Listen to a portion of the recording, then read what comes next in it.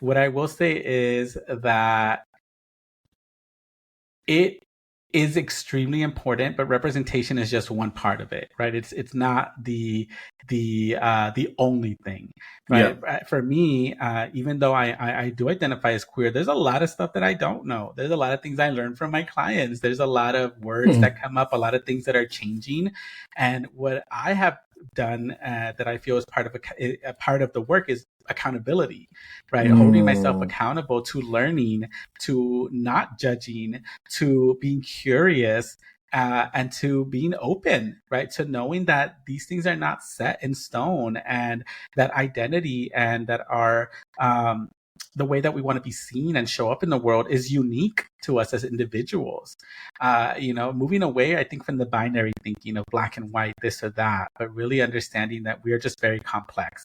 And so that is why a big part of my work centers around the word queer. A lot of people, when they think of queer, they're thinking sexuality or gender, but queerness is actually a philosophy that says that that says that we exist in very unlimited ways, that we do not blend into a norm or a binary. So it's opposed to binary, where it's like, you're male, female, but it can also include it, because there are people who identify that way and who are totally fine with it. And that's great.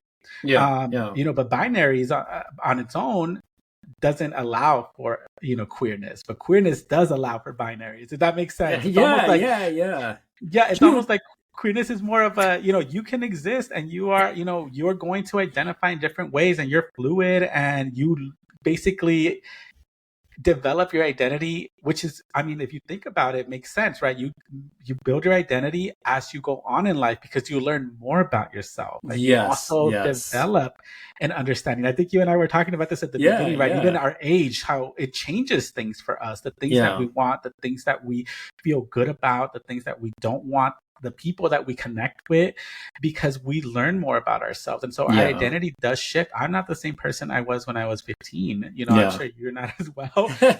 But there are still elements of that are there, because it was who we were at one point. And so I think for me, when I think of queerness, it's really this endless possibilities of existing, right? That gives us the freedom to decide for ourselves and not to be told how we should exist. And so I think representation is one part of that, because we need to see other people that look like us, that are out there living their lives, so that we can also feel safe enough, or maybe get the permission that we need to be able to also do those things.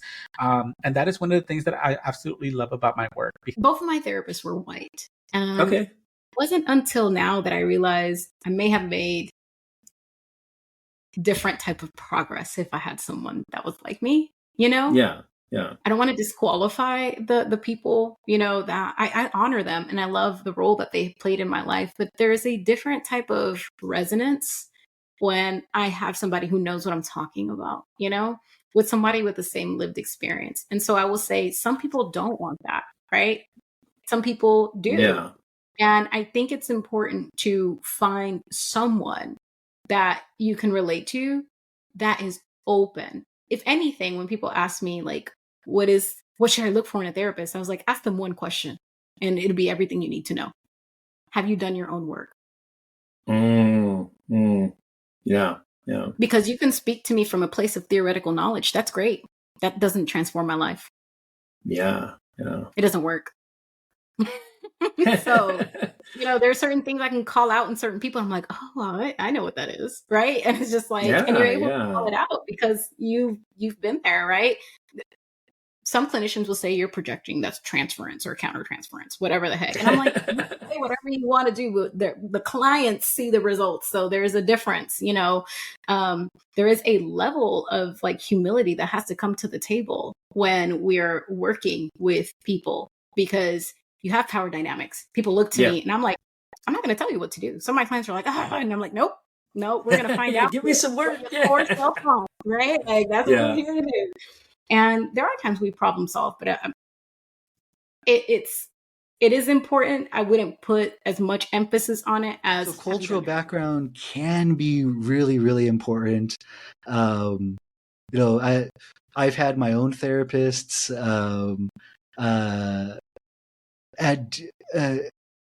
When I was in grad school, we had to do like we were required to do a certain amount of hours in therapy. My therapist, I believe she was white. She was white presenting, but I never really asked. I thought she was great. She was really helpful. Certain things she just didn't understand.